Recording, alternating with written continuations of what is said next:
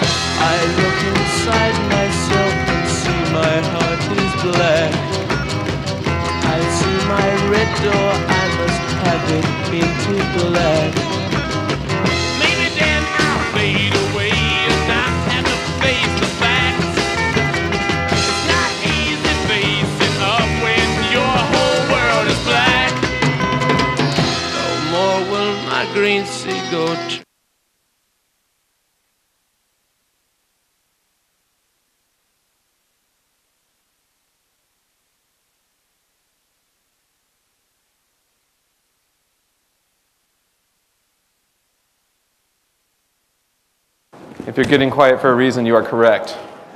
We are starting. I promise you. We are starting now. Oh, God.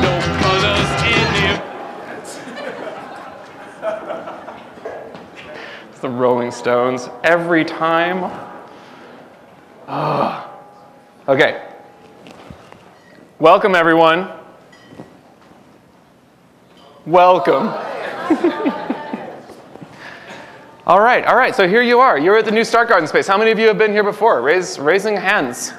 Okay, that is some of you. So a bunch of you are new here tonight, so we'll explain a bit about why this space exists. Can everybody hear me okay right now? Because I have this iPad that I can change how you hear me. It's just something I'm excited about. So who here has been to an update night before? A quick show of hands. Okay, so that's even more folks. Okay, excellent. So how many of you are new? Let's see those hands. Yes. Thank you for coming to update night. I will explain what that is first, but before we launch into this, we are in a new space. You're in the Start Garden space. Who knows that we've got classes that are coming up? Raise your hand. Raise your hand. Okay, would everyone who knows we have classes coming up stand up? You've just entered a contest to receive a free beverage. All right. And a free bag. Are you serious? I want a free bag. shoot. Well, apparently you just won a free Teamworks bag, which is no small prize to win. It's a tote. It's actually just a strap. Okay, so here's how it's going to go. It's going to be like a quick fire thing. So whoever gets their hand in the air fastest wins. So you have to wait till I say go, Ryan. Actually, can you guys help me out with eyes so we can compare here? Okay. On 3. 1, 2, 3. Oh, it was Ryan Vaughn. Clear. We have verification? Yes. Ryan Vaughn. All right, Ryan Vaughn, come up here to receive your coupon. Oh, I wasn't going to. Okay, there we go. Okay. There you go. Take that to the bar, redeem it. What do you want, Laura? They're newlyweds, guys. It's really cute. Okay. You're welcome. You're welcome. Okay. So let us get started. Let's start here with what is Start Garden first.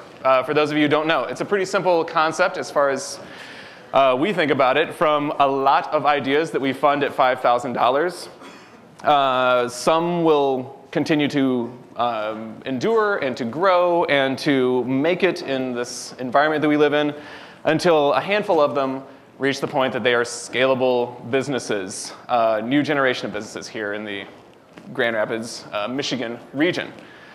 This is the basic stair-step fund. This is how we do that we just explained. So each week, 2 ideas we invest $5,000 into. Everybody know that? Yeah, one we choose. One is chosen by endorsements on the website. You visit the website, you can endorse an idea. A bunch of the ideas presenting tonight came through public endorsement, which means the public chose which ones we should fund at $5,000. And I'm going to employ the laser. You guys ready for this? Right there. It's totally underwhelming compared to the bag giveaway. So this is pretty much where we're at tonight for 9 different teams that we've invested $5,000 into. So they've gone out for a few months. They sign a contract that says, with $5,000, when you accept it, please return in 60 to 90 days, because we're not really interested in suing people for $5,000, but we do want them to take this financial capital that we invest in them and turn it into some intellectual capital, which is why we host this event tonight. This event is the end of the 90 days where they come back and tell us what they did. And then the Start Garden team, on the second half of the evening, we will give our feedback and we will announce our decisions for which projects we will continue to fund. From here, we can invest up to $500,000, $500,000 into a single project. We just launched in April, so we're kind of hovering in the lower 2 steps here, but eventually that's where we're going for a handful of projects. But we don't just invest money, we also invest social capital, intellectual capital, hence where you are sitting right now. This is a space that is all about bringing people together like we are doing tonight, creating intellectual capital. So when I asked about the classes, how many people know we are offering classes? That's our classroom. I'm going to laser point at that. There you go. And in that classroom, we will be having classes that are as our teams and our entrepreneurs need to learn something, we'll be trying to facilitate that stuff. And the social capital, so there's actually a partners wall over there. This space functions so well. I'm just pointing to stuff. It's like there's the class, there's the partners wall. So the partners on that wall have all committed some level of time and talent to helping projects come along. So for instance, 5% of Cascade's chief technology officer, he can devote 5% of his time to a Start Garden project if he so chooses. That's what this means. And this is what we consider to be the ecosystem. So we're not doing this alone. Start Garden is not a one-team show, we'll say. We see ourselves as just sort of a central hub that's connecting a whole lot of different people, a lot of businesses in the region, a lot of the entrepreneurs in the region, a lot of these new projects that we're funding. They're all connecting through, quite literally now, this space. This is our physical space that we came up with to connect these people, which brings us to talking about the space. So for those of, was anybody here on Friday, a little less than 2 weeks ago? We had lunch with Rick DeVos and Jim Hackett. Andrea, of course, was here. Chris was here. there was a really great analogy that came out of that talk. As Rick and Jim Hackett, who's the CEO of Steelcase, were talking, they started to talk about, what does space mean for innovation? What does space mean like this space? I mean, are we co-working? Are we incubating? We don't have our teams working out of here. These are not the Start Garden offices. This is a space really for, we've called it a clubhouse before, but I think that maybe a better way of describing it is Jim Hackett was talking about. He's talking to somebody about mobile technology, right? So, in the future, we'll be able to do everything mobile. We'll be able to connect. We FaceTime with all of our coworkers from anywhere in the world. So at what point, does space become irrelevant because we're all connected? And that's when Jim said, mobile technology is kind of like prayer. Like anywhere you go, if a religious person can connect to their deity, and yet, religions always have these like houses where people of shared belief and ideas can come and gather together. And I think that thinking about this space, it's kind of like this is, anybody who has a vision for where entrepreneurship goes in this region or believes in sort of the principles that we do, which is, in case you haven't noticed, we're not big on like 40-page business plans. It's like, here's $5,000 in 3 months. Go do something and show us what you can do. Quick moving, and allowing some ideas to be crazy because they can be crazy when they're very original. These are sort of the things that we believe, and we think that other people believe in them.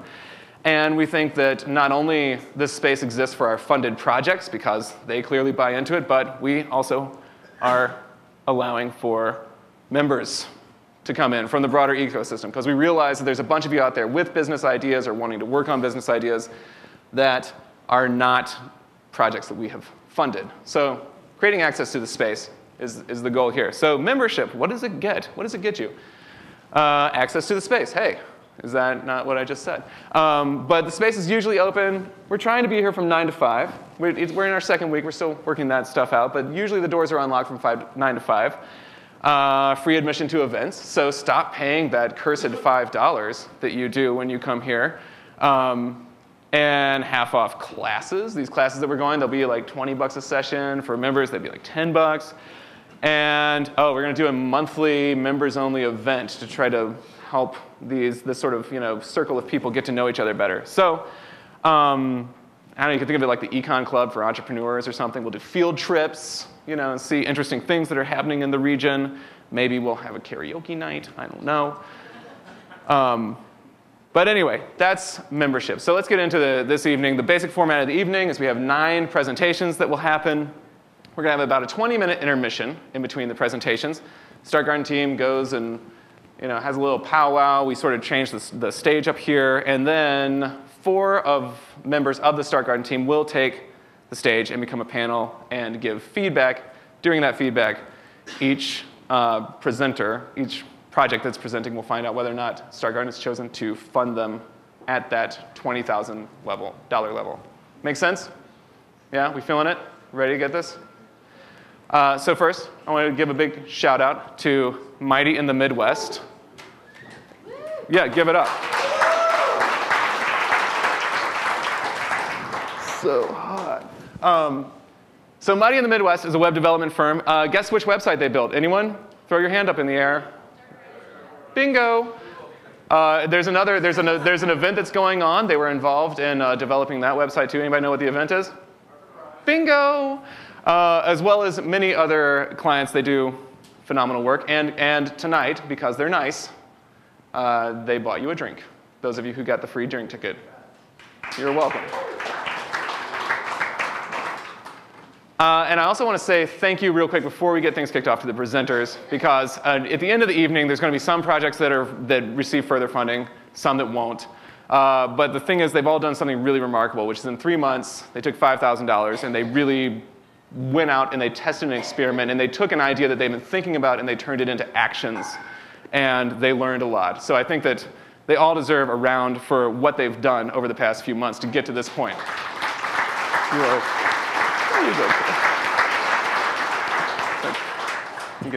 You're so corny. I think it's true. Okay, so here are the presenters tonight. They're in this order. This is the order in which they were funded.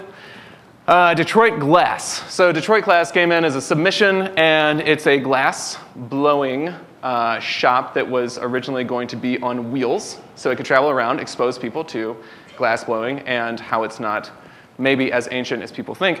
And they have an interesting story, because I think they've gone through a few iterations since over the past few months. Teamwork Bags. Teamwork Bags, they are a company that's here in Grand Rapids. They make high-quality bags, and we'll hear about their experiment. They've been in operation, and they've been selling bags for quite a while now. There's one right there. That's a lovely tote you have, Ryan. You got that and a free drink. You cashed in tonight. And after that, Growing Health Farms. Growing Health Farms is an experiment in developing a hydroponic farm here in Michigan. Vival iOS app is an application that turns your video scraps that you will never go back and edit, because let's be honest, we don't do that, into a montage automatically for you. Rita Girls Mobile Bakery. Self-explanatory, yes? Hipshot Dot. Hipshot Dot is a device that attaches to a screen. I could probably theoretically attach to this wall. And for first-person shooter games, it claims to improve the accuracy of the player playing the game. And Gent, this is a male-specific deodorant. Yes? Need I say more? This or that, and that's it. That's all the chuckle you get. This or that is an app to test and compare with your friends. Should I wear this? Should I wear that? Should I do this? Should I do that? Your friends vote very quickly. You get their opinion. Lastly, we will hear from FlowState, which is another app that has sort of well, you guys will probably explain it much better than I can. It's for writing. That's a weak explanation. It'll make more sense in a moment. So let's get things started here with Detroit Glass. Andrea Olejniczak. Did I get that right?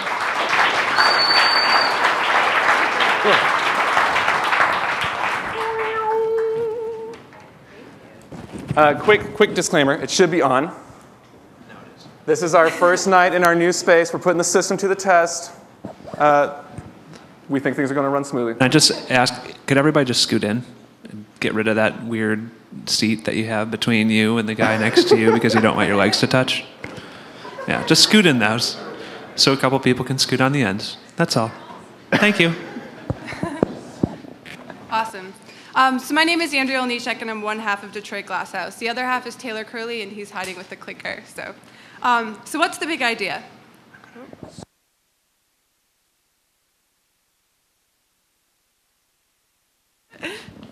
All right. Isn't it exciting to be here? First night, new space. Okay. You're throwing off the timer. Thank you. Awesome. So what's the big idea? Here's our original opening paragraph from our Start Barn submission. The underlined sentence is our original hypothesis. After 3 months, here's our edited hypothesis.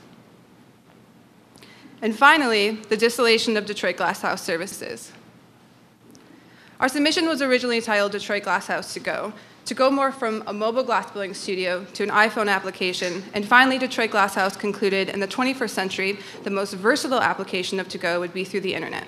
As a result, we created DetroitGlassHouse.com, ShopDGH.com, and joined online social networking groups. This format to start was an inexpensive and immediate way to share our services exponentially.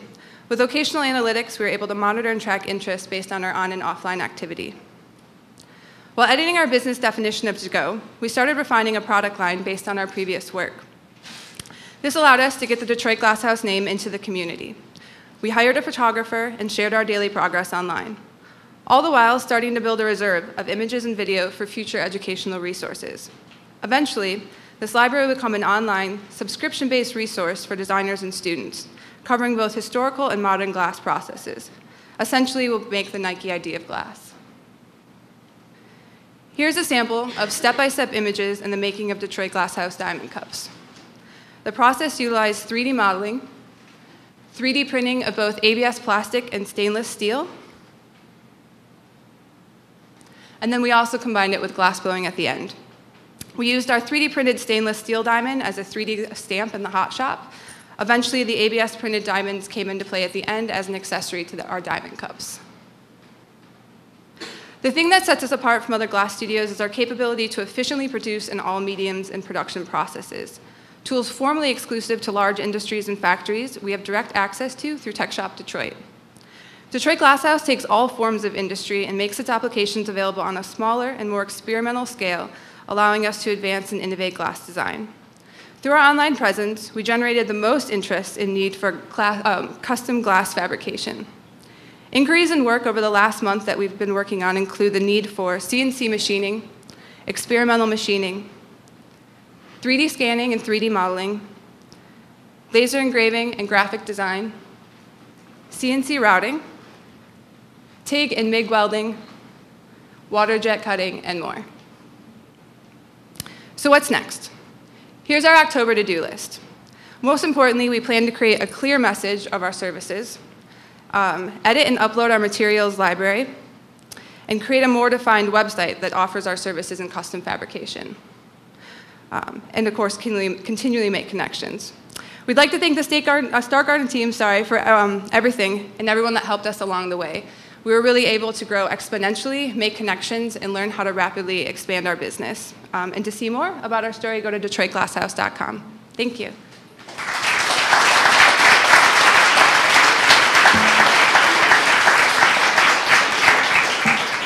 Thank you, thank you. Getting used to this. Thank you, Detroit Glasshouse. You may have noticed that I'm getting sweaty. When I get sweaty, I drink beer to rehydrate. Next up is Teamwork Bags, Nick Stockton. Go, Nick. Wow. Thanks.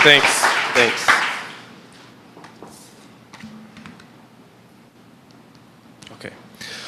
Hi, I'm 1/3 of Teamwork Bags. The other two guys opted to just sit on the side, Nick and Chad. We take material out of the waste stream and create a new product out of it. We are known most for our bags made out of sailboat sails, tractor tire tubes, and dead stock military canvas. We took the initial investment and tested a two-part hypothesis. We wanted to see what it would look like to how we could become a scalable company by moving forward with a manufacturing partner.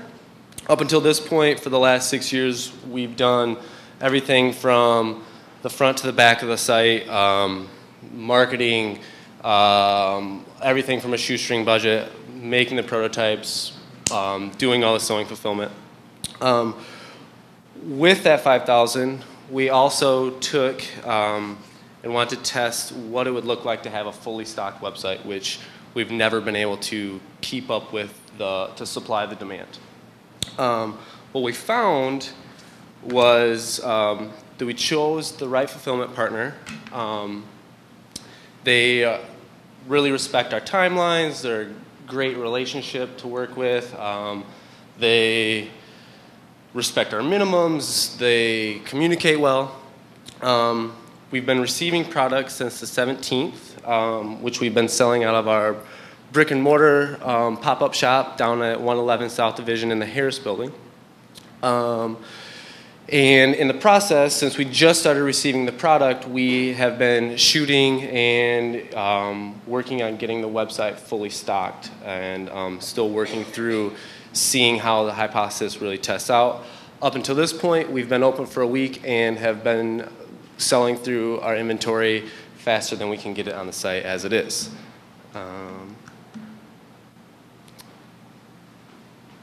That's it.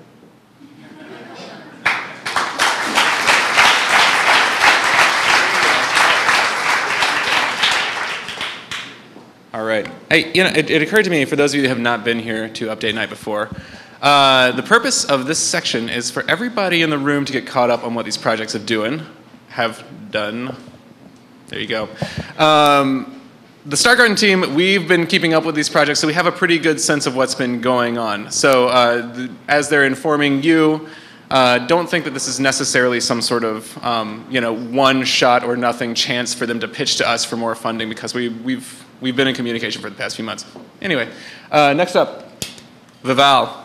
Brandon Rodman and I believe Jordan David are both coming up here from Ann Arbor. Welcome them. Sorry, correction, it's Vival. Vival. Not Vival. I mean, we're sorry. I'm Italian. I know. I'm sure you. Well, Vival. Sorry? Sure. Hello, everyone. My name is Jordan David. I'm the co-founder of Vival. My partner, Brandon Rahman, and I have been continuously working on Vival and improving our app for the past year and a half now. And we want to give you a few updates about our progress and our company's core values. First, to describe the app, it's an iOS application that lets everybody with an iPhone make video montages of an event. So if we were here tonight and we wanted to make a video of the update night, each of us who had Vival, we would take our individual clips and the app would actually stitch those together and make a longer video. Unfortunately, we came a day late and the public beta will be available tomorrow. So we didn't get to use it tonight, but it would have been great. Yeah, so the updates, we're in beta tomorrow. Our developers have been using it and they said that it's been working great. And also we built our website and our landing page for the app to download from, and we've already begun to make an online presence. We have articles written about us in cultofmac.com and lazytechguys.com. And and the simple fact is that we're growing. We had 2 prospective iOS devs come onto our team and want to get involved. And hopefully within the month, by tomorrow, by the end of next week, they'll be joining our team and we'll double our size. So our hypothesis was essentially that if we minimize our cost structure and step out of our comfort zone, so to speak, we would develop new skills and increase our ability to improve the Vival experience. And so our test, our test was kind of a 2-part thing. The first question we asked ourselves was, if this was our last round of funding, where would it go, and how and what would we do to make it most effective? And secondly, it was what exactly would we do as a company to be more effective in reaching our goal? So. And so here are our findings. Did I skip? Okay. Our goal was that expanding our comfort zone definitely increased our company's value. Over the summer, I worked at a website doing graphic design work, which I had never done before, and they kind of told me to give it a shot. So we gave it a shot and decided that if we took this further with Vival, we could minimize how many team members we needed and kind of do a lot of the work ourselves and make Vival a better app. And lastly, after working on Vival, over the summer especially, we found that it's not really $20,000, it's more like 20,000 individual opportunities. It's kind of corny, but yeah. So with every dollar invested in the idea, we believe that there's potential to do something that will make the company a success. And with this potential, we saw that it could be matched if we step outside our comfort zone, as I said before, and work hard on something new every day to improve ourselves and our company, so to speak. And with the first $5,000, what we learned was that if we had limited funding, where would we put it in and make it the most difference? And like I said, we decided to build a solid working platform and decided to add on additional features later on after we have the framework and the basics of the app. So that's it. Thank you. We hope if you have any questions, if you have any questions, please visit our website at vivalapp.com or come to us after the presentation and we'll be happy to speak with you about it. Thank you.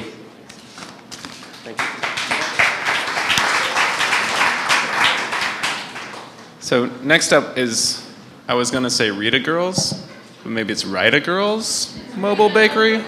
Okay, good.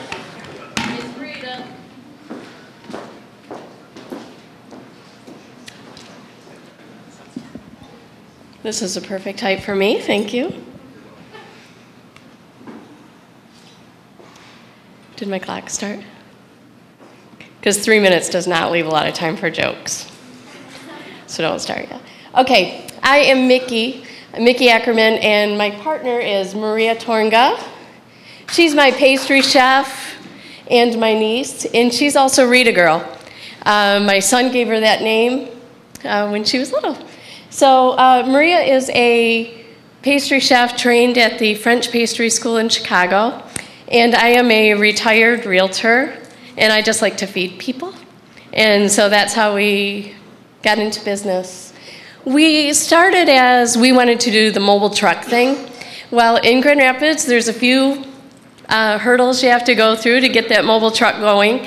So we wanted to really take advantage of the season, so we went with a cart. So we started a cart, we bought a cart, and we hit the streets about 30, 45 days ago. We wanted to see locations, where would be great locations. In the evening, we go down Ionia by Hopcat, and we get that after dinner crowd, after happy hour crowd. We have met just some fabulous people and made some great connections. And we wanted to see, oh, and the day we've been by the Graham, just tons of people coming out. So we wanted to see what kind of treats do people want on a street cart, and we've also wanted to see, will that lead people to buy, you know, will we get corporate accounts, will we get weddings, will we get big events? So that was kind of our test market. These are some of the, I just figure if I keep showing you guys pictures, you're gonna love us. You'll wanna come by. Those are macarons, Maria does. We've also tried some gluten-free, some dairy-free options, which are really, really, really, really in demand right now.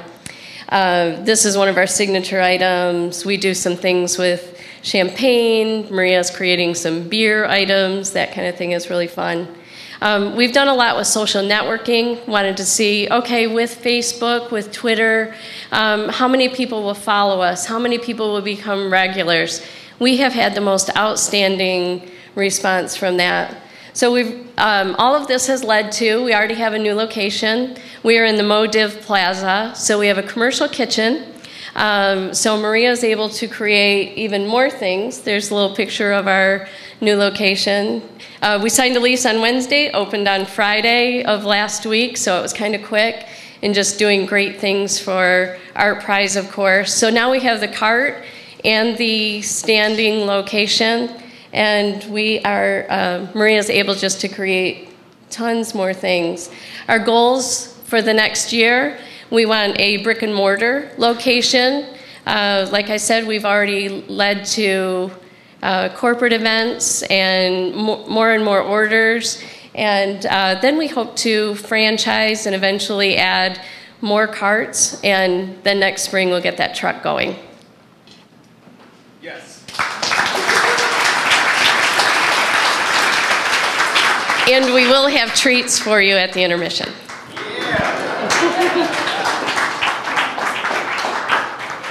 Way to steal my thunder. So when I turn into Spectre of Death walking over here, that means time's up, unless you have treats. Next up, Hipshot Dot, Tim Murphy, Brandon Buckingham are working on that project.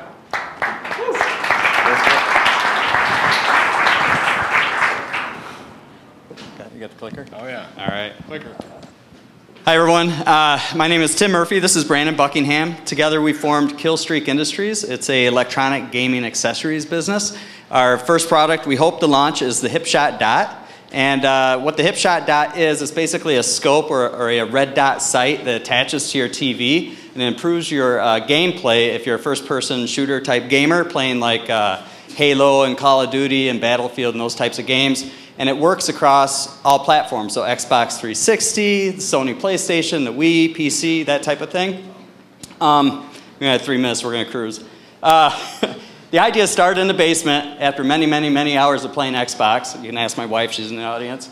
Then it migrated to the kitchen table. We created a few prototypes. And then since the kitchen table, we engaged Start Garden.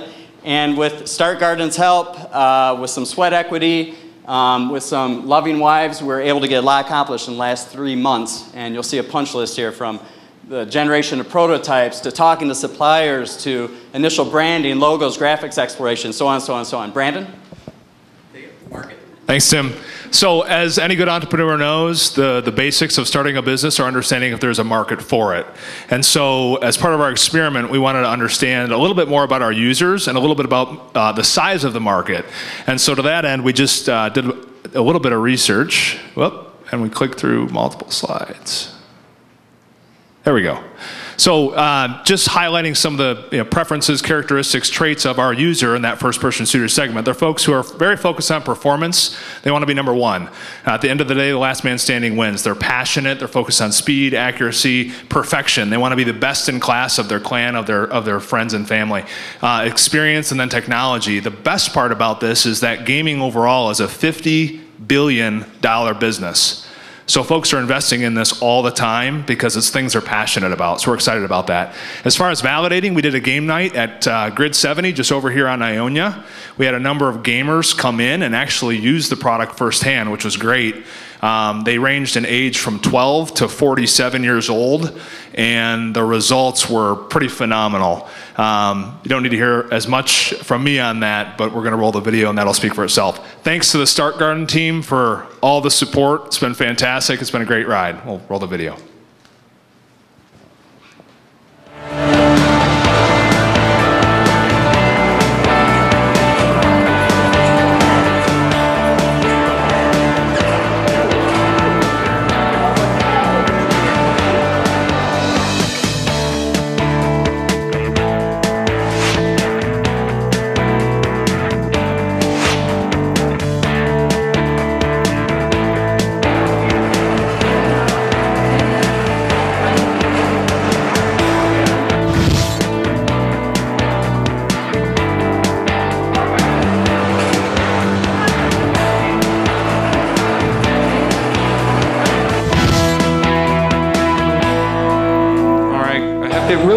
My game because I could see exactly. I'm sorry, buddy. He's out of time. They're out of time.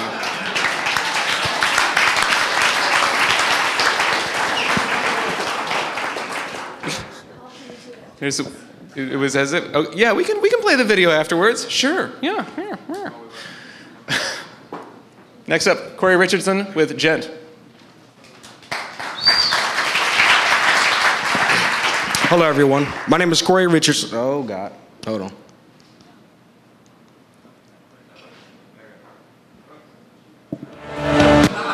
Y'all want to watch the video? Paul, help.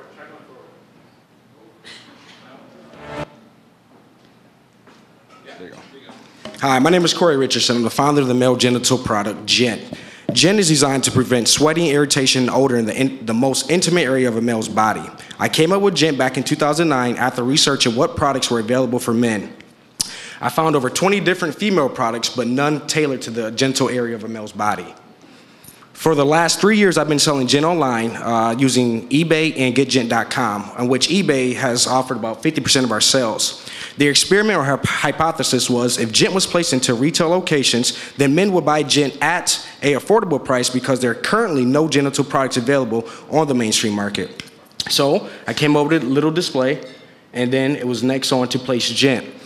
Gent was placed into 3 different locations, 2 barbershops and a powerhouse gym where men frequently went. After 1 week, I followed up with the 3 locations. One of the owners advised, everyone seemed to pick up a bottle and ask questions from day one. There's a lot of interest, but we only sold 3, including 1 a day. For the size and price, men seem not to be able to part for $10. It's not an impulse buy at that moment. That seemed to be a common problem among the 3 locations. With that information, I decided to reduce the purchase price and offer Gent at a discounted rate. Geez, oh Pete, and further educate. I'm sorry, I'm just new at this. Sorry, guys. With that information, I decided to reduce the purchase price and further educate the staff about Gent and how to better sell it to their customers. The point was to get market feedback, and we got it. We learned that there is a need for Gent. I also learned that the price point consumers were willing to pay for Gent was kind of small, but it was there. I learned that men wanted something that they can measure in size and price. Sorry about that. Within 60 days, I got a lot accomplished. I was able to find a manufacturer to mix and fill Gent. We created a new formula and added 2 new products to the line. There was clinical testing done as well. We tested the shelf life, stability, and effectiveness of the product. This is a look at our, I'm just way off. Okay. This is a look at our current packaging right here. A lot of guys said they wanted more in size and they wanted a better look. So this is 2 times the size, but it's for the same cost as goods, okay? We also got a new website that we're coming out with. This site will be available November 1st of this year. And on top of that, we integrated search engine optimization along with it. We're averaging about 200 visitors right now without any marketing done to the site. Okay, with this new SEO, we're hoping to quadruple that number. I did have an NBA professional try out Gent. He's an NBA champ and also a cornerback in the NFL. My time is running out. But last but not least, you guys have all seen the packaging and everything like that. But Citi Trends is also interested in placing Gent into their 515 locations. Okay, so that's my next step. I'm hoping Start Garden is with it, and if they are, let's move it. And next time they'll be speaking, not me. Thanks.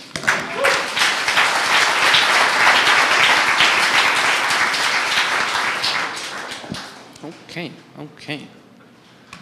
Next up, this or that, John Dodge. Where are you, John? John, you're in the back. What are you hiding back there for? Come on up.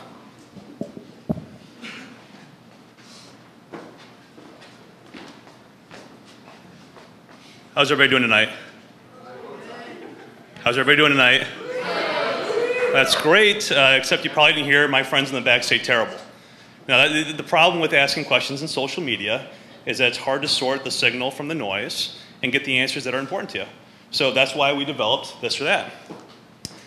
This or That is a social polling product that allows average users to tap their existing social media networks, Facebook, Twitter, Pinterest, etc., and ask questions that will get you a quicker response and a more relevant response. So what we did is we set out to prove that people want a better way to ask questions of their social network. What we did is 3 tests. It was important for us to understand the social media space, and it was also important for us to understand the people that use social media. So the first test was a social audit.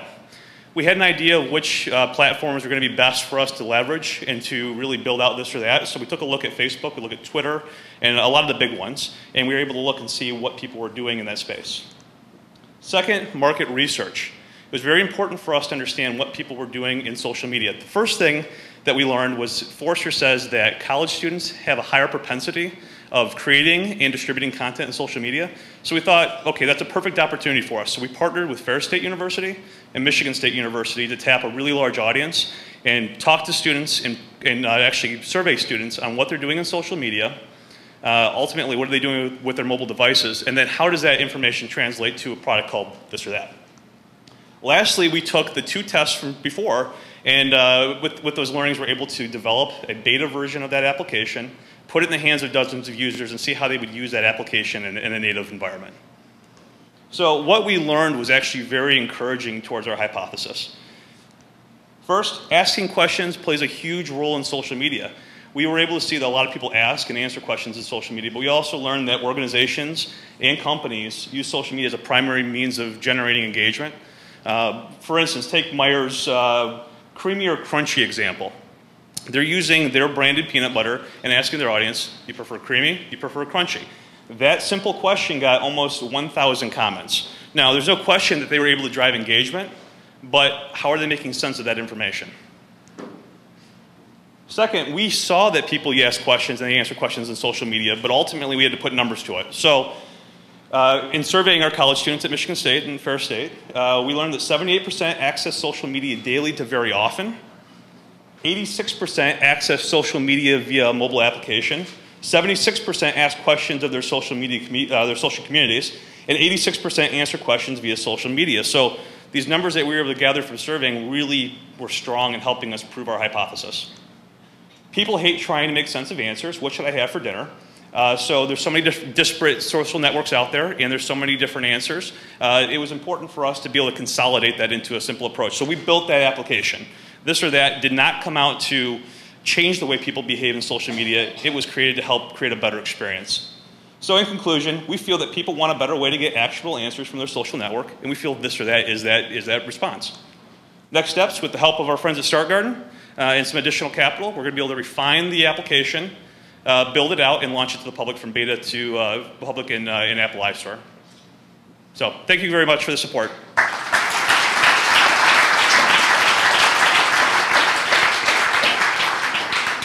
Okay, so this is our last presentation of the evening. We'll take an intermission for about 20 minutes. It will be ending right on time, about 6:20. So take an intermission till about 6:40, then the Star Garden team will come up and give feedback. Yes? Oh, yes. Oh, okay. Quick call out. Thad Cummings. Thad Cummings, are you here tonight? Raising hands. Hand raise? Negative? No. Okay.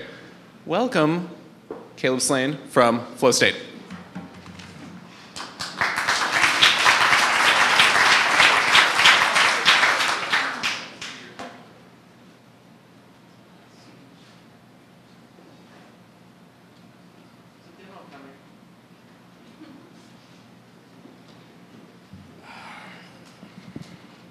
Hi, everyone. I'm Caleb Slane. I'm one half of Flow State. This is Blaine Cron here, who's the developer. So a little while ago, I got a scholarship to do an experimental screenwriting program in Seattle, and I had a mentorship under Stuart Stern, who's a legendary screenwriter here at Rebel Without a Cause, and he taught me timed writing and flow writing, and it was something like that I'd never been introduced to before, and this app is our way of trying to essentially bring that to the world. So we call it Flow State, and Flow State is a timed writing app designed to keep writers moving forward. So we think a well-designed system is not about features, and the app is very, very simple. We think a well-designed system is built around a way of thinking, and that all pieces are cohesively bringing a new way of thinking or a new way of doing something to the person using it, in this case a writer. So here's a demo. I don't know how to do this. There we go. Oh. Okay. So this is what Flow State looks like. So as you can see here, there's this is the most important part. This is the time sessions. This is a bad system. This is a timed writing sessions here. So basically the idea is that you choose how long you're going to write for and you commit to it. So 1 minute, 3 minutes, 5 minutes, it all works. This here is so you can choose how long I'm gonna be in, writing for a minute, we'll say. You can also choose to lock yourself out. Mark Twain was famous for writing manuscripts and putting them away for a year. This gives you the opportunity to lock your own document away from yourself for perspective for up to 6 months. And update your and it will update your notification system. It works on your calendar, and then we have simple things. An interesting thing about the app is that it only works full screen, and we believe in this. So instead of if you picture your documents a notebook that you walk around your house and you leave these pages, this is how document systems work. This is not pages. This is not Word. It's not replacing those. It's not supposed to. This is a different kind of way to approach writing, and part of it is that it is a room. It's not a notebook, it's a room that you go into, and it only works as a hub, and it works as an experience, it's a space. And that's why all the documents are contained within that space unless you send them out. So to see what it really does, we've begun. It's 1 minute, and as you can see at the top, there's a little bar that we call the stopwatch. The stopwatch is not very friendly. If you don't keep writing, the stopwatch deletes everything that you've done. And you're locked in, so the more you write, the more you have to lose. So that's the demonstration. So basically our hypothesis was that to break out a box, you must step into shackles, and that people could be more creative by self-imposed obstruction. And we can't prove that hypothesis until we're on the App Store, which we're scheduled to launch at the end of October. And until that time, we don't feel that Flow State is ready for further investment, and we're still stretching the money that they already gave us. And if Star Garden is interested, we would love to continue talking with them once we do have data from the writing community. And we know some people out there, such as IndieWire, have heard about this and are very interested. So thank you so much for your time. Very nice, very nice. I'm gonna set you aside. And it's on iPad and iPhone and all that stuff too. All right. This is well. Hold on now. Hold on, y'all. What happened to that little clickery thing? Is that in your hand? Thad Cummings, is he in the house? If you are, raise your hand up really, really high. Yes? Holy Moses, we didn't think you would make it. Okay, Thad, I'm sorry, we have one more presentation tonight, and it's Growing Health Farms. It's going to be 3 minutes long. And Thad, it's a clock right there. I am the Grim Reaper that will come up here if you go over 3. And here you go. Well, can everybody hear me okay, or do I need the mic? You need the mic because there's a live stream. Okay. Hi, everybody. Sorry, I actually caught the flu this weekend, and so I wasn't even planning on making it tonight. But so if I have to run out of here, you'll understand. But okay, so I am Thad Cummings. I just started Growing Health Farms. And to give you a quick idea, it is aquaponics. Aquaponics is basically the integration of fish with lettuce and various other plants. So it's agriculture and aquaculture. You combine them together. So fish are fed, feces go through biofilters. Those are basically broken down through ammonification into nutrients that the lettuce can then readily absorb. Once they can absorb it, then it's channeled into the grow beds. The lettuce will then absorb it and basically filter the water, and then you will then turn a clean, purified water back to the fish. So it's a closed loop, sustainable form of agricultural that I'll actually be able to do year-round in Michigan. My hypothesis was just the fact that it can happen. Obviously, we have extremes like the summer of all the heat, and then we also have the lowest lows of negative temperatures in the winter time. So trying to pull this off, it's possible in Milwaukee, Wisconsin. We can do it here as well. So I basically spent the past 3 months just redesigning and redeveloping the system just to try and meet criteria here in Michigan. And a lot of it's just based around things like insulations in the tanks, channeling the water without losing any sort of energy, and trying to keep those sort of costs down. And like I said, unfortunately, long story short, we just got our greenhouse officially landed and signed the agreement last week, and then that weekend when we went to build, I got sick. So I don't actually have the pictures for you guys quite yet, but I can tell you just about out of the money. So we have spent the $1,200 to get the lease established, and I'm going to need about $4,500 more to get all the building supplies, and this will just be a one-corridor test system, and then I'm going to have room to expand it to about 36 more corridors, and then I'm predicting about $1,000 a year for utilities per system. And to give you an idea, in each one of these systems, I'm going to produce about 7,000 to 10,000 heads of lettuce. This is very much a commercial type of agricultural system to try and make a dent in what we're doing in the world today. This isn't a small-scale operation. Market price right now for organic lettuce is about $4 to $6 a pound. And real quickly, I'll see if I have time at the end of that, but I'll also produce about 850 pounds of fish. Gross profit, minus, not including expenses and everything, is about $15,000 per corridor. And currently, with my first business, I have over 50 clients right now in the food service industry. So people always ask me, how are you going to bring a niche market product into the market? Well, I already have all the access to it, which is about as perfect as you can get for it. I also have 2 stores that are going to sell it for me in retail, including the one store that said that they will get every pound of fish I could ever possibly grow. This is a picture of the corridor that we're cleaning up right now, and I can't tell you my story, so I apologize. Okay, thank you, Thad. Yeah, you're good. Okay, this is where we break for intermission. A couple points of business. If you want a drink ticket, we're not a bar, okay, so when we sell drinks, you have to buy a ticket first. I don't know why. Who has the drink tickets? Spencer, where are you? Spencer's raising his hands. He's back there by the door. Also, membership. I plugged membership earlier, and membership, I think we have it slated right now. It's $300 per year or $100 per quarter, so that's 3 months. Joe Lampin. Where are you, Joe Lampin? Okay, stand up, Joe. You're tall enough. You can, okay, there you go. There you go. That's Joe Lampin. You can talk to him about membership. And if I could get the Start Garden panel that is going to be coming in to speak in the next 20 minutes up here, that would be great. We'll head to the back room, and then you guys can all break, and we'll be back in 20 minutes. Thank you.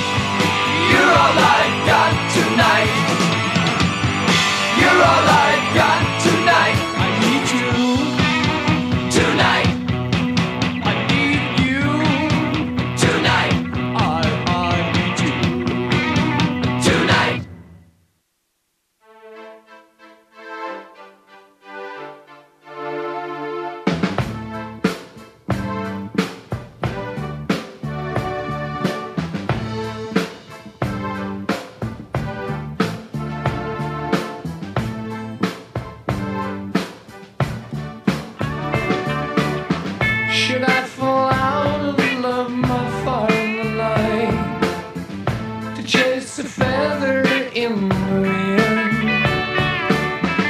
within the glow that weaves a cloak of delight, that moves a thread that has no end. For many hours and days that pass ever soon, the tides of cause the flame to dim. At last the arm is straight, the hand to the loom.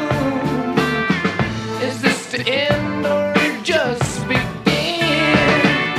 All of my love, all of my love, oh, all of my love to you now. All of my love, all of my love, oh, all of my love to you now. The cup is raised, the toast is made yet again. One voice is clear above the din. Proud Ariane, one word my will to sustain. For me the cloth once more to spin.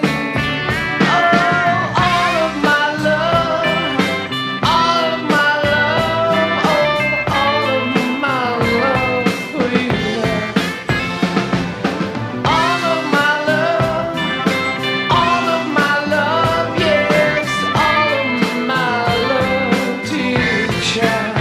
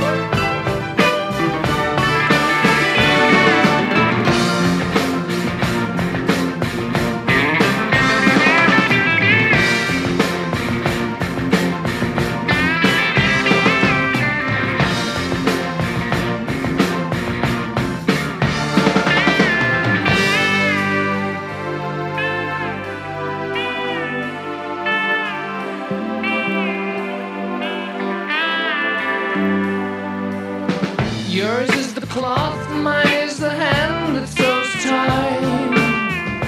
His is the force that lies within. Ours is the fire, all the warmth we can find. He is a feather in the wind. Oh, it's all of my love, all of my love, oh, all of my love to you now.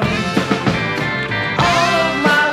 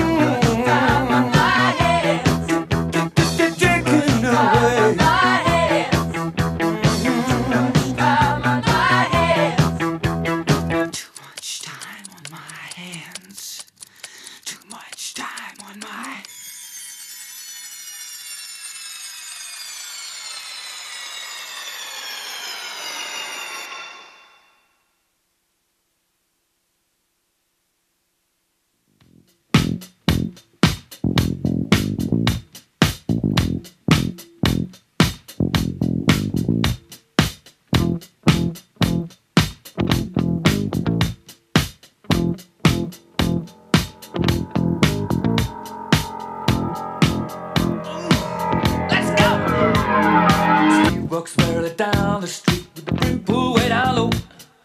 Ain't no sound but the sound of his feet. Machine guns ready to go. Are you ready? Hey, are you ready for this? Are you hanging on the edge of your seat? Out of the doorway, the bullets rip to the sound of the beat. Yeah. Okay, all right.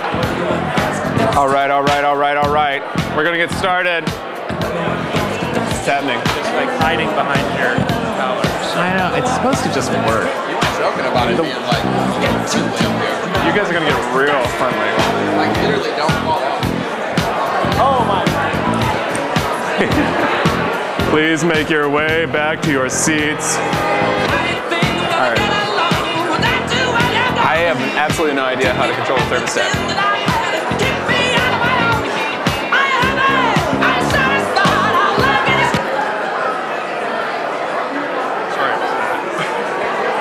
No, it's fine. It's fine. Made it for a great laugh. Everybody loved it.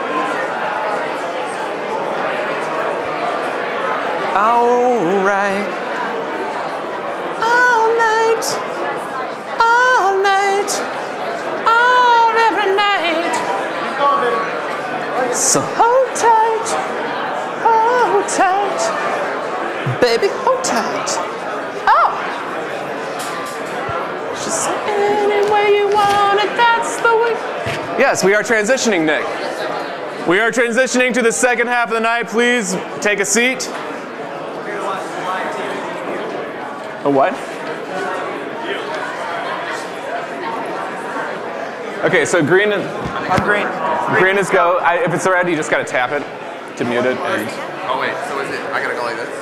Yeah. Just a quick tap, like you hold it down, it turns it on and off. Bum bum bum bum. Yellow. Bum bum. That's great, keep going. Yahtzee. Bum bum bum bum bum. Green means go, yellow means slow, red means stop, stop, stop. I watch Barney. Yes. Hello, hello, hello. Can everyone raise your hand if you can hear me right now? Can you hear me? Raise your hand. People in the back not raising their hand.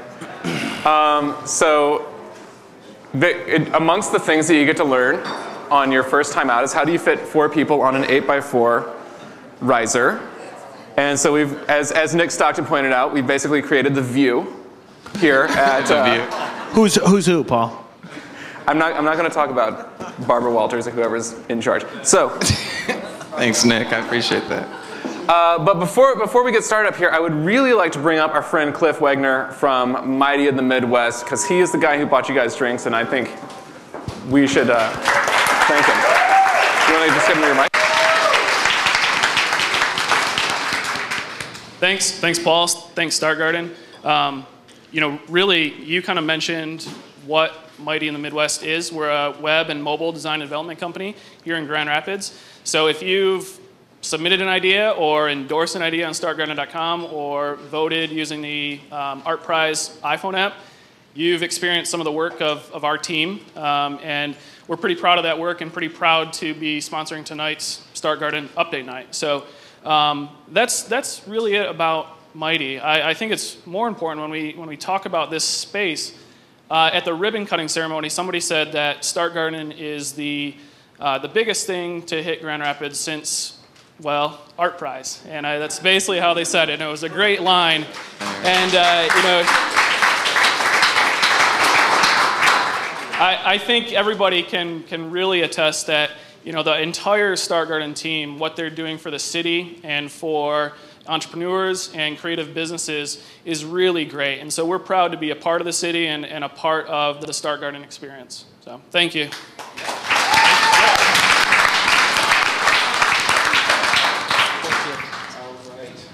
So this begins the second portion of the evening, and I realized my wife would have reminded me, were she here, that I did not introduce myself. Who knows what my name is? You guys are so droll. That's great. I'm Paul Moore. I handle marketing and communications for Start Garden. And so my role here is just switching, even though I'm on the Start Garden team, I'm going to play kind of a, I don't know, moderator, interrogator. I'm going to hold the Start Garden's team to the Provocateur. Fire. What is that? Provocateur. Provocateur. Sounds European. Okay. And but to my left here is Mike Morin. So Mike Morin is part of our portfolio relations team. He meets with investors quite often and teams, and he's got a rich background in investment. And he's also an entrepreneur himself with multiple startups under his belt. Next to him is Rick DeVos. Rick DeVos is the CEO of Start Garden. He's also the founder of ArtPrize, which is happening right now. Has anybody gotten out to see ArtPrize yet? Yes? It's completely rad. I spent about 2 hours at Kendall yesterday. Go there. Go there if you haven't been there. Sorry, it's a new system. Next to Rick is Kim Clapp. Kim Clapp is also part of the portfolio relations. She is often the contact person who's connecting the partners on the one side of the board with the funded projects on the other side of the board. And she spends a lot of time in deep communication with a lot of the presenters that are here tonight. And Kim is also an entrepreneur. Kim is also an entrepreneur, yes. Yes. She's been there. Extraordinary. And lastly, we have Benjamin Gott. So Benjamin is our entrepreneur in residence. You didn't know we had one in residence? We do. And he's actually the founder of Boxwater. And he lives here in Grand Rapids. He's a resident here. In the building. He's in the building. He's here most days out of the week.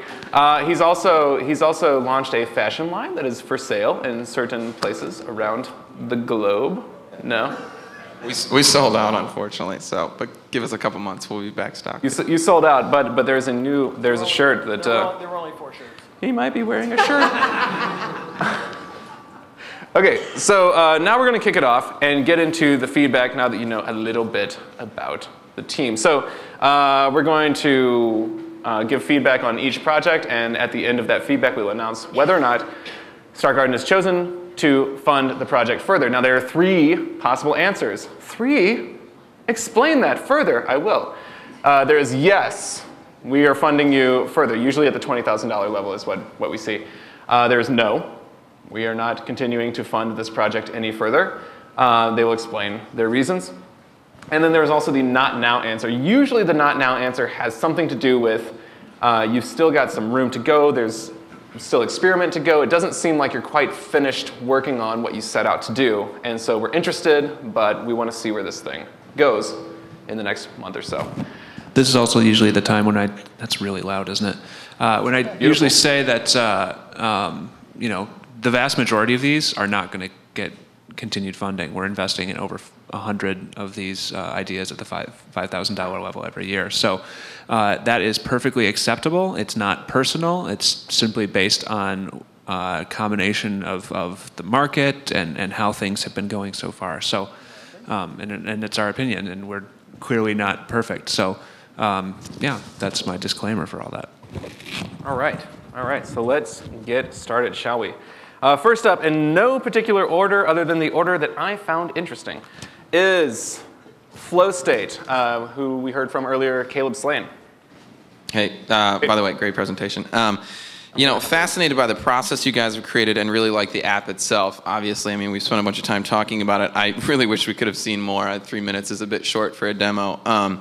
As we mentioned on previous update nights and just when you and I were chatting, we really love left field ideas or anything that explores an entirely different way of attacking something, in this instance writing, which is so simple. It's been the same for so long in technology. You guys are truly using it to affect how it can be done differently. And just hearing the oohs and ahs from the crowd while you showed the counter clock down and all that kind of stuff is I think it's a big deal. Products like yours are in the rare position to actually have a culture around them too. We actually see some interesting things around where you could go, where it's a new style of writing. Are there festivals around it? Are there classes around it? Is there a whole school of thought around it? So we're really interested in that. I can't wait to see the market's reaction when it launches in the coming months. With that, our answer is a not now, but that you kind of knew already when you were up there. In fact, I deleted the last little sentence I had in here after you did that. But so we're excited that you guys recognize where you're at. I think it's kind of funny at the same token that you haven't spent a bunch of your money.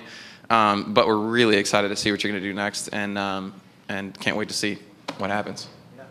I'm kind of interested, this is where I ask questions, by the way. I'm kind of interested to understand a bit more about what when you say something about culture, or there's like a cultural aspect to a business, what does that mean? I think it's like one of those hard things to define because it's a non-tangible. It's like why do people like Apple products so much, or why are people attracted to such, a given brand so deeply? And I think a lot of it has to do with just the nature of the creator behind it, and the creators in this instance being so deeply involved in using it themselves. I just think it's a non-tangible, but there is some products are what they are, and some of them people become a little tribal about, and they want to deeply identify themselves around a certain style or way of doing things. And I think your product has an interesting chance to do that. All right. Caleb, also interesting comment. It's like, you're a super creative dude. You've created a lot of stuff. You got a lot of stuff going on.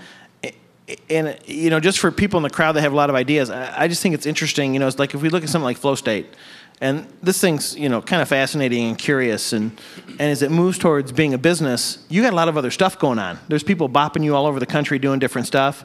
And I think it's the world, actually, I believe. Yeah, the world, I think, is actually the right term. Yeah, thank you, Ben, for clarifying my geography.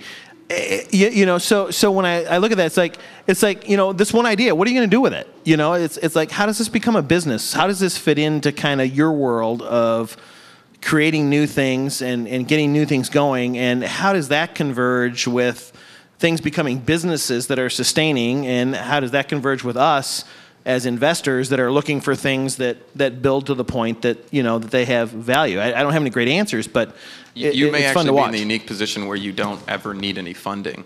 Now, obviously, we're looking for businesses that do need funding, but we're still thrilled with the idea as it is.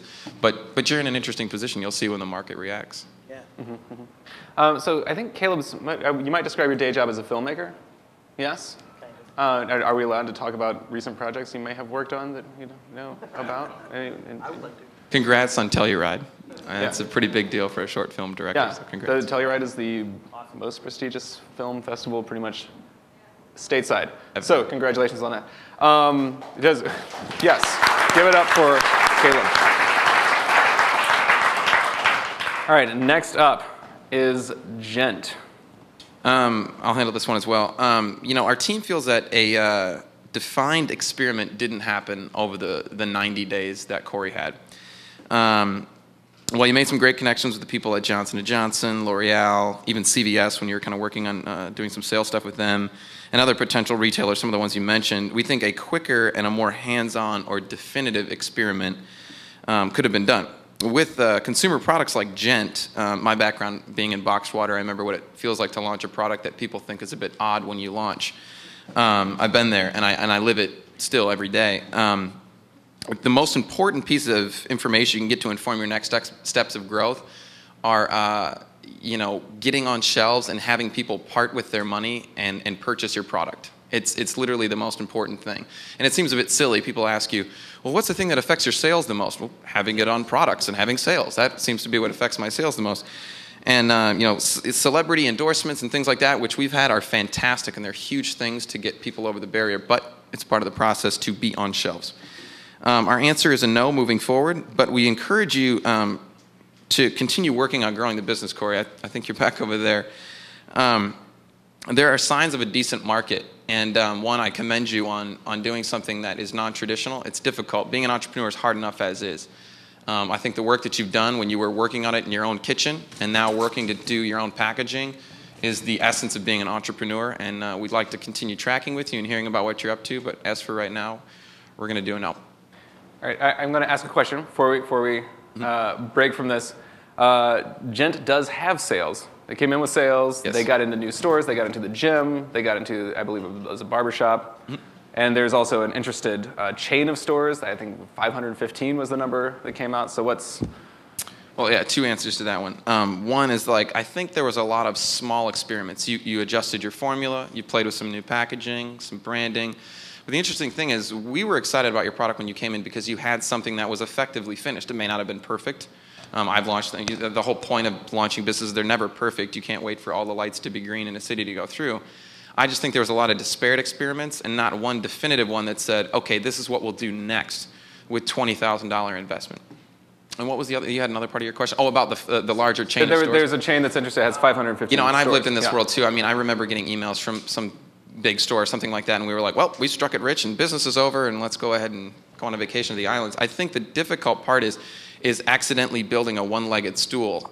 We have about 600 or 700 stores that carry our product right now. They're all independent. About 600 of them are totally single independent locations, as opposed to larger chains. If larger chains change their mind, a buyer gets fired, things change, the economy adjusts, it knocks out the majority of your base. And instead, I think it's important to go after the small sales that you can get quickly and then chase the larger ones.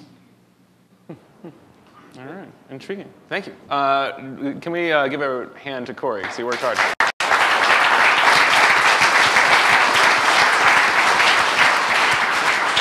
So that was Gent. Next up is This or That. John Dodge, Tim Baumgardner, and Chris McCallinan. Yes, okay. So intriguing that the experiment exposed this whole gap of the way to get the actionable answers quickly, right? And how that then opened up this new market that you really hadn't considered before, which is corporate, business.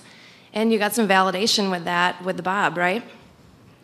So we're intrigued by that, and I think, so we don't see the experiment completely run, yet we think for this portion, you know, maybe further investing isn't necessary at this point. We can then make some connections, basically leverage social capital. And Mike has some contacts in Chicago, so with some CPG contacts, we think we can help move that forward a little bit more. So yeah, so for that reason, interested in tracking with you, continuing the experiment, but for now, it's a not now. Can you guys go to a little deeper in that? CPG is something thrown out, CPG context. Consumer packaged goods. Everybody can know that. So well, no. Yeah, but what do you want to know? So no, so interesting. So I mean, I think there's there's a lot of viral kind of consumer products out there, and those are kind of interesting. But there's this whole enterprise component when you get into corporations. Ben and I have talked about this. There's a whole overlooked segment. Everything has gone kind of consumer, and there's this whole kind of B2B enterprise segment that's kind of lacking. And but once you're in those corporations, like getting you out is almost impossible. It's like it's a little bit cancerous. It's like once you're entrenched, it's great. And so we're fascinated by that, and we see where that plays in. So we think former businesses I did a lot with, a lot of consumer packaged goods companies in Chicago, would like to make some intros, see if they think this is interesting. I mean, at face value, it seems interesting, but this is kind of the overarching trend. Absent of evidence, everything seems interesting, right? So let's get in front of some people and see if they care. And so we'll make some intros and see where it goes. You could even call the Bob kind of like an enterprise level. It's very large. They need answers. They buy really large software to track what people do. But it's a really simple application you guys have built that I think can do some cool stuff. Mm-hmm, mm-hmm. All right, is this clarifying to people? People nodding of heads or shaking of heads is what I'm looking for. We're not saying we're not going to invest. We just think with what they have now, there's more data that can be gained, and I'd like to learn a little bit more about whether that corporate, how deep that corporate interest might be, and I think we can learn that with the current app. I think they can see the concept, and we'll see where it goes. So thus the not now, but yeah, we want to keep tracking on this. We think there's something interesting going on here. So what I hear is it was intriguing about this. It started off as sort of like a consumer grade Facebook user kind of app to use, transitioned into the idea that it could be used by larger businesses. And that became intriguing, but that experiment is not yet complete to find out if it's useful. Yeah, and I just want to make a point, too, that this team has been very engaged in the ecosystem through social connections, intellectual capital. They continue to do that. So in that not now category, we continue to work very closely with these teams, making it that much more feasible that once these connections are made, we should have some pretty clear answers. Yeah, making sense? Yes? Yes? We are nodding. We are not nodding. Show me. Come on. Okay, all right, we're moving on. Okay, please give a hands up and a clown applause for John. All right. So, Vival, next one. Vival iOS app. Who's taking this one? I have got this one. Yeah, so, we've been watching for a while this interesting space that we think exists. There's been photos, there's been video, there's now kind of this category of short video. A bunch of you may know that we made an investment in a company called Epic that plays in this space where you're kind of looking, I don't know what you would call it, but the reality is people don't edit video, right? They kind of take video and they deal with it. So, Vival, excuse me, sorry, kind of play in the same space. And so I think they're in a really interesting space, and that's what drove our fascination with it. But at the same time, like when I look at the experiment, I don't know that we know any more about whether your guys' perspective on this is shaping this space. And I think what you find is tech moves fast. I mean, the one thing about tech companies is the shelf life of technology is short.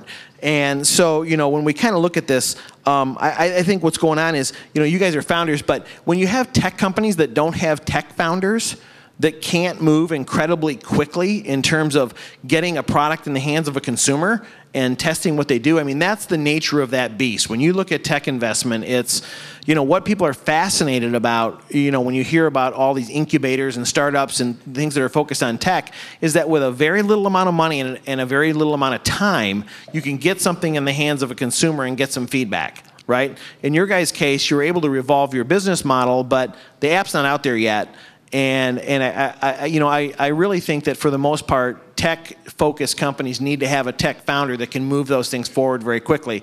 So for that reason, our answer at this point is no. Wish you guys luck moving forward and think you have a perspective in the space. Love the space, but that's where we are on this one. I think actually the 1 Second Epic is an interesting case study, if you want to jump into that. So 1 Second Epic is similar in that it takes your video, it turns it into a second. You can easily make a montage, upload it. We invested in them in April. Yeah. I think as of right now, they have 3 or 4 competitors that have popped up on the radar since we invested in April. So when you're talking about tech moving fast. Right. I mean, I think that's the interesting thing is, we're not deterred by the fact that there's other people in the space. I mean, I'm more worried about an idea that only I have and nobody else seems to be doing anything with it. I mean, sometimes that's brilliant, but most often not. And so, those spaces are usually really competitive. And, so in the case of Epic, I mean, I think they're on their 4th or 5th release in a very short span of time. I don't know what it is, but they're moving very quickly. But it's a team that has the full capability internally to develop, deploy, and move. Yes. All right, so please give it up for Vival. Let's say that right for the first time. And yes, next up is Detroit Glass House. Detroit Glass House is a great example of a team that rallied support through the public endorsement process, significant support. Really hustled, showed up to every event they could get to, and even from the east side of the state. It's pretty awesome. And then actually significantly pivoted away from some of their initial assumptions about a mobile studio and stuff. And that's a really good thing that they did that. They also produced a bunch of great content.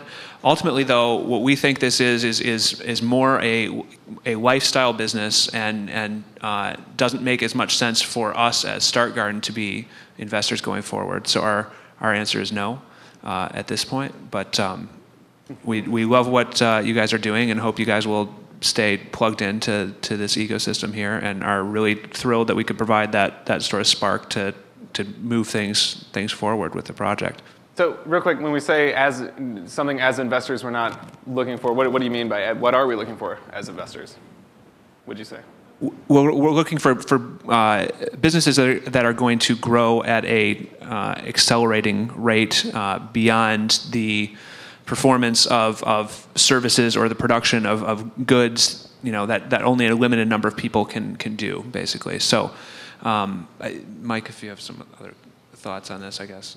So, I mean, are you asking about the lifestyle business thing, or what's your question, Paul? Yeah. I mean, the phrase was said.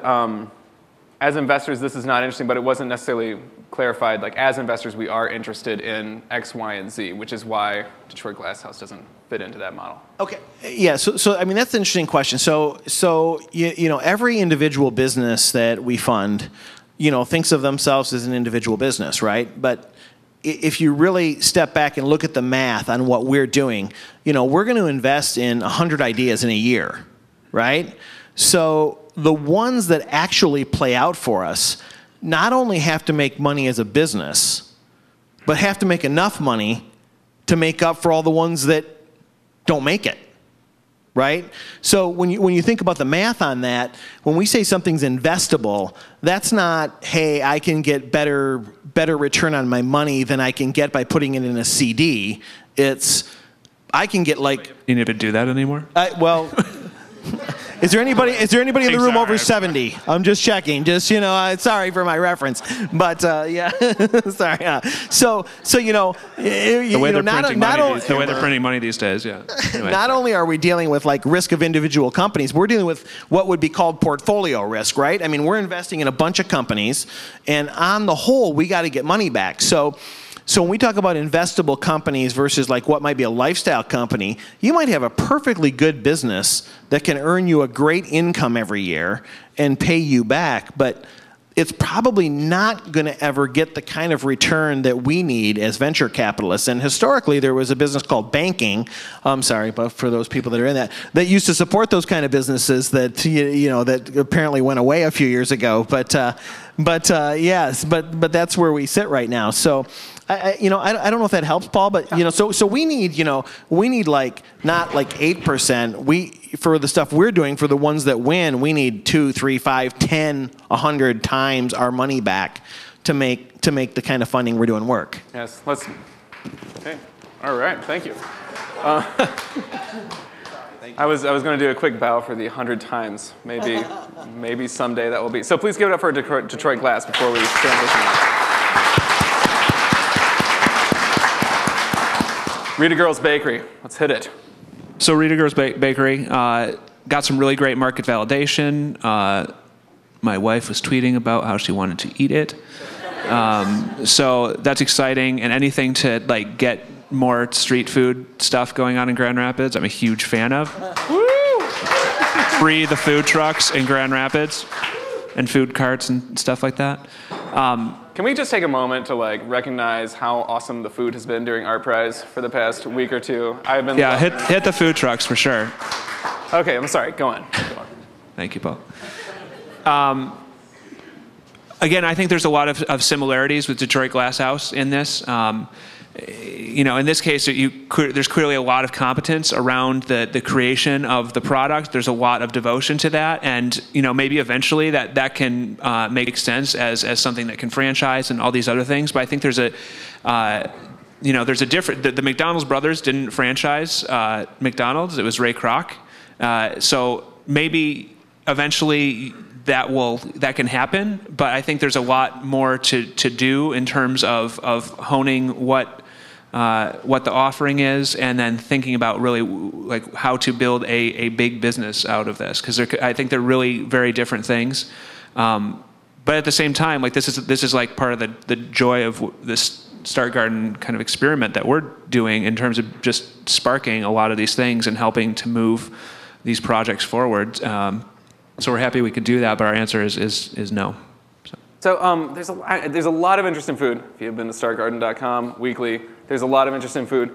For people starting in food, starting restaurants, who say, look, I have this passion of this food I want to make, and I think I can franchise. I mean, what's the difference between like Rita Girls starting something on the side of the street and then building it into a franchise and I don't know, and franchise? I mean, where's the? I don't know. Can you take us into like what is the process then, if not this one? Well, I was just going to say, I think it starts with, the adorable cart that you created with the $5,000, super cool, and creating that brand and continuing to get the buzz, and then you are generating revenue. What does that continue to look like? And you begin to kind of create methodology, around what it is you're doing. And when you see that at a point that you are having a nice lifestyle business, that it is generating the revenue that could be interesting to somebody else, then you can start down that road of what does it look like to franchise this. And by then, hopefully you've built a strong enough brand to do that. So it's not rocket science. I mean, there are people that can help you do that, but first there has to be some continuing stream of revenue to say there's a business. So, I mean, Kim, you had a coffee shop. When you started that, did you have like a passion to build a multi-billion? Why'd you start a coffee shop? I wanted a cool place to hang out and work and drink coffee. No, I mean, honestly, I loved the vibe, very much like this space. This space is exactly like my coffee house. But when I got into it, I never really thought about franchising. I really thought about, well, maybe I'll open 2 or 3 places in the Grand Rapids area. But what I so much enjoyed about that business was my personal interaction with the customer.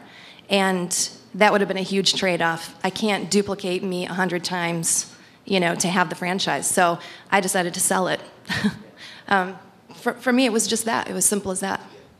I mean, that's Rick's example of McDonald's Brothers versus Ray Kroc. It's like, I think what's tricky about these businesses is the passions are very different, right? I mean, I've had Rita Girls cupcakes. They're awesome, right? And this passion for like helping, just like making people enjoy food is unbelievable and drives that business. That's a very, very different passion from what it looks like to make something cookie cutter experience that you can replicate that becomes a Starbucks or a McDonald's or an Applebee's or one of those things. And and that's why local feels different than chains. That's a totally very mental, Totally. Although we've been talking about the Applebee's thing lately, which is kind of fascinating, where they're turning them into clubs at night. Whole different story. But yeah, so they're literally turning them into nightclubs at night. You went there, Nick, didn't you? You've been to the Applebee's club. I know it. Yeah. So if Rita Girls wants to franchise, can they do it? Can they go there from where they are now? How do you go for it?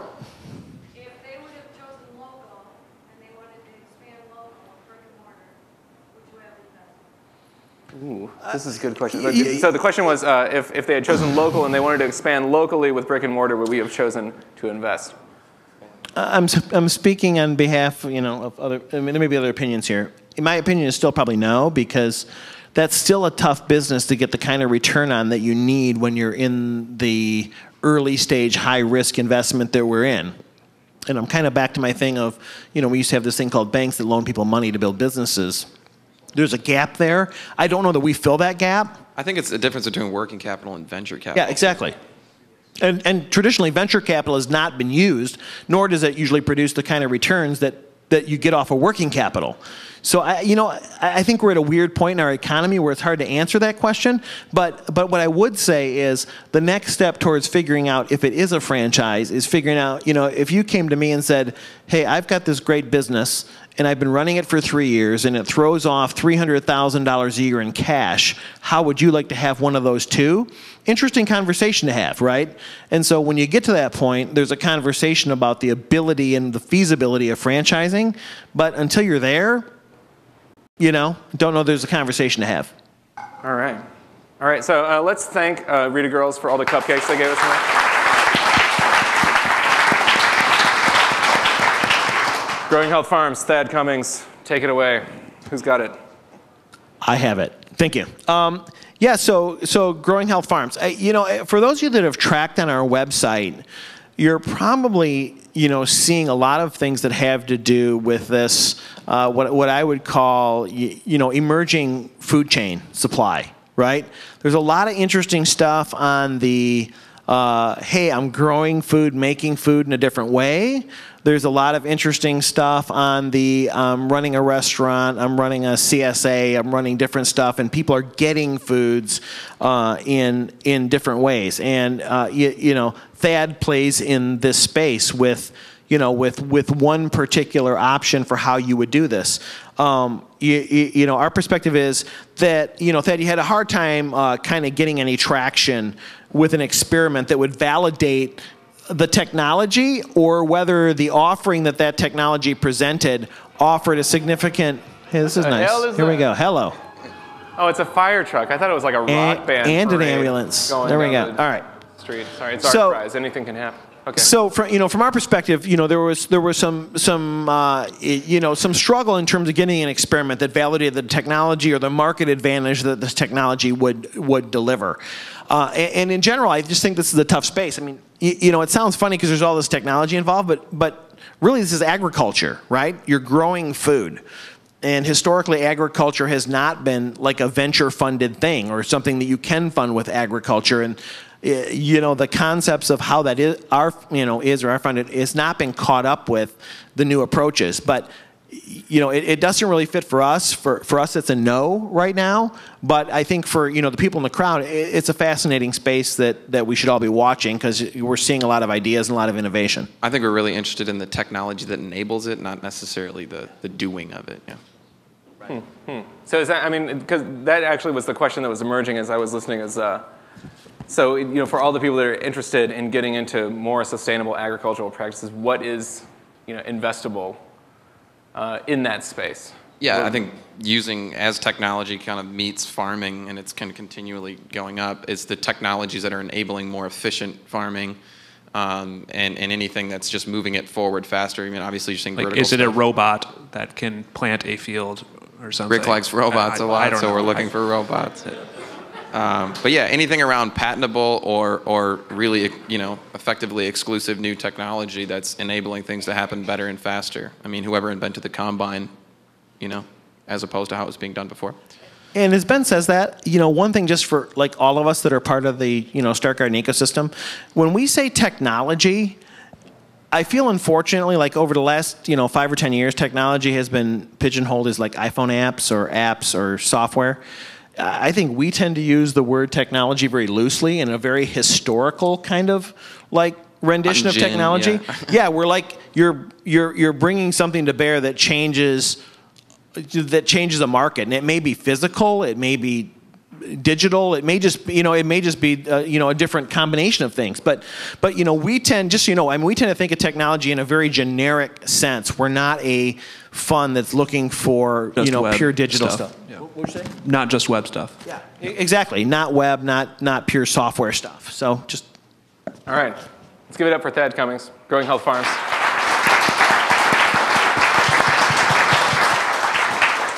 Hipshot 2 away from the end of the evening. Wow. Goes I know, fast, doesn't I know, it? it goes fast for you. So Hipshot. Anybody here that plays games that will admit it? Oh come on, put your hand We'll high. admit Just it. be That's proud. the Be proud for important once in thing. your life. Right. So one of the things that's always interesting when you're looking at stuff, and I think Brandon hit on it, is you're looking for markets that are massive, and I think we would all agree the gaming market is pretty massive and growing at a rapid pace. I think we would also agree that, as crazy it is, people will pay money to increase their ability to perform well in that space.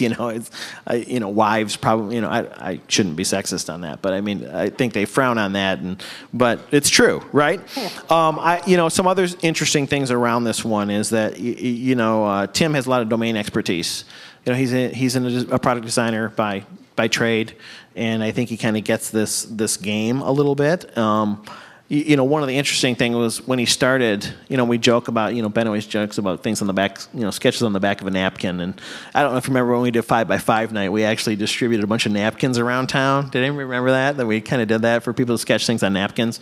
Hugely famous. Yeah, People and loved when Tim, he literally had what I would consider the napkin sketch version of technology. It was like this suction cup with an LED and a 9-volt battery that he came and stuck to our screen and stuff, right? You remember that thing, the Frankenstein version of what you're doing now, and it was kind of interesting. I think domain expertise is interesting. Trying to do something really, looking for some really primitive way to say what you're doing, and then another interesting thing that happened along the way is, I think you find that interesting ideas attract interesting people, and getting other people around your idea is an interesting trait of an entrepreneur, And so Brandon coming on board, starting to do some stuff, starting to fill some gaps, making the big bucks, like he is. I know you guys, yeah, right, exactly. So, that's always kind of interesting, and then the process of being able to find a turnkey solution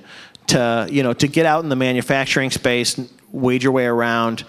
Physical product stuff is stuff we do well here, but just being able to figure out how you're going to make stuff, how you're going to do this, how you're going to get it to market in an effective way, and then kind of a little bit of validation from the market. For us, it wasn't particularly difficult to say, if you can come up with a product that increases the performance of people that are playing games, they'll probably buy it. We can debate the price point and all of that, but it seems like a sellable product. That's where we are. So for us, this one's a yes. And not only is we've been in a little conversation with them about what it's going to take to get to the next step. We've committed to a $50,000 investment in this, give or take. We're still waffling on what it's going to take, but yeah. We're excited to see where this one goes. Any other thoughts on it or no? Well, something you mentioned, you sort of said, you threw out the phrase domain expertise is interesting, but you didn't really... It's well-developed thumbs in video game technology. I'm just kidding. He's got really long thumbs. That's what we meant by that. So when I say domain expertise... Domain expertise. Well, one, he's a gamer, which is interesting. He had first thing he had to get over was admitting that in public while he was, as a 40-something, trying to figure that out. But he's a product designer, and this is a physical product. And even though this isn't the stuff he's dealt in the past, he knows physical design process really well. And just to be blunt, I mean, all of us, I have a million ideas that would be a great idea for somebody else to execute. Right? I mean, you know what you ought to do? Many of the submissions to Start Garden. Right. Yeah. I mean, we get a lot of those. It's like, what you ought to do? You ought to do this. But it's another thing when you're a person that's in that space that kind of gets it and has the ability to pull it off and to pull it off quickly and do interesting experiments. I mean, when I look at what these guys did with $5,000, it's somewhat phenomenal to me. You guys have you found a manufacturer, unbelievable. A sampler here in the United States. One that actually does weapons defense contract stuff, so it's a nice play with Kill Streak Industries, which is one of the funniest names of the projects that we funded. You also have a supply chain figured out to actually get product and when you're going to do it. We love clearly defined experiments, and you guys are, of course, a bit past the experiment, but something to do next. And that's a tall order sometimes. All right. Let's give it up for Hipshot. So, we're a few minutes away from concluding our evening. This is the final project of the evening. It is Teamwork Bags. Yes. Okay. So we already know that people buy Teamwork bags. People love these bags. They're very cool. I think the question that the team was trying to answer through this experiment, the question that we had as investors that's interesting to us is, does it scale? And the $5,000 experiment allowed this team to purchase enough material to get some significant, these are in the pop-up shop down the road here for Art Prize. So they create enough of these bags with their new manufacturer, which was, great, right? But when we look at scalability, one of the first things that pops into mind is this online presence. Could you populate a website and continually feed that website this new inventory, this product, and to see how it turns? So that's one way to go. The team decided to do some pop-up shops, which is great. Tried and true method for Teamwork bags. They've been doing this successfully. And the important thing to note is that when you're moving to this scalable model, sometimes you have to try new things and leave the old behind. And that's kind of scary, right? Even if it's generating revenue, you don't want to turn your back on that. But so the plan at this point is to take this remaining inventory, the inventory that's coming in, and put it on the website. So to our mind, the experiment's not done. We're waiting to see the results from how that turns out to be from a sales perspective. And so for us, for that reason, right now, it's in the not now category. All right, not now. So not now category. This is interesting. Okay, so for those of you who are kind of like regular attendees of these events, market validation is usually a phrase that's thrown out as basically like you've sold something. And tonight both Teamwork Bags and Gent have been selling product, and yet Hipshot, which has not sold a product, got funding. What's going on? What's going on up here? What's going on, you people? Well, someone else can jump in on this too, but each business is unique. I mean, that's the one way to look. There's no formulaic way to look at this, and we look at one as each. We don't ever... In our opinion, weighs in heavily to all this stuff too. Yeah, the reality is we're one venture capital firm and a zillion, and yeah, our opinion weighs into this, and we don't compare one business to the next. I mean, you did just there, compare them. I know you said in these... I'm just playing devil's advocate. Looking at the data. Right. Well, yeah, unfortunately, data doesn't drive good investments. A bit of intuition, opinion, and just watching what each business is doing. Again, it's a not now with Teamwork because we're excited to see what happens next with their experiment. And they're in an interesting place of needing working capital more than venture capital because you guys are in an existing company. I think the pop-up shops are fine. As you guys know, they're not terribly scalable. You can't open one in each major metro that you think is interesting. But we're excited to see what the web does. And when the web starts spinning up, if we see the things that we think we're going to see, we can't wait. Plus, we think, we've seen your margins. We love that you've moved to become a sampling shop and moving your manufacturing somewhere else in the United States because it removes you guys from needing to do both the fun work and the impossible work of making bags. So yeah, we're excited about the company. Yeah, and I just wanted to chime in and say that, you are selling bags in the pop-up shop. And so over time with that inventory, you start generating that revenue, and that can then offset some of the costs that you need to, further scale to do some of the web stuff, the photographs. That's the stuff that's exciting that we want to continue to track with. And when you step back and you look at each of these businesses, to me, to some degree, it's clear that some of the questions are different.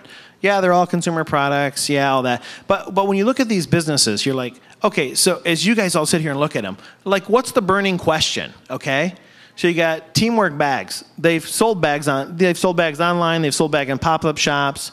The question is, does this thing scale, right? That's the question. It's like, okay, I know you can sell 20 of them, but can you sell 20,000 of them? And can you, right? So that's the burning question there. So getting that website up and seeing if people will purchase, repurchase, whether you can continually sell inventory, that one makes sense.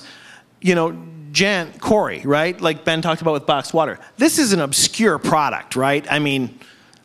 You got to admit, right? It's a little obscure. So the question is, Corey has this premise that this is a problem for a lot of people, right? And we're all going, is it? Is this like a common thing you guys talk about at dinner? A lot of people having... Maybe not dinner. Well, okay, so whatever. But that's the burning question, right? It's not the same question that you've got with... Even though they're retail products, it's not the same question that you've got with, with Teamwork bags. So the question he's got to kind of answer is get out there and say, hey, can you build some evidence that this isn't just your own thing and that there's even a limited number of people like Ben, he's got this curiosity about people drinking water out of a box. It's like, hey, I like this. Does anybody else care? You kind of got to figure that out. And then, you look at Hipshot, another physical product, and, you could do it in a small way and whatever. But really, the name of the game here, I think, for you guys is, does this thing improve people's performance? I don't think any of us doubt that if you've got something that improves people's gaming performance, they'll buy it. The question is, does it? So you can have three things that they're consumer products. They look really similar, but what I kind of look at is, so what's the burning question here? And a lot of times we get caught in the periphery of can I make it and what's it going to cost and whatever. But inside of us, we all kind of know what the big question is, right? So go after something that answers that. All right. Well, this concludes the Mike show. That was impressive. Mike Morin, ladies and gentlemen. Thanks. I'm here all week. And a round of applause for Teamwork bags, please. So that is it. I believe the bar is open till 8, and we're hanging around at least till 8 o'clock. So please hang around or go out and enjoy our prize. And the next event is going to be October 25th. Same event. See you next time.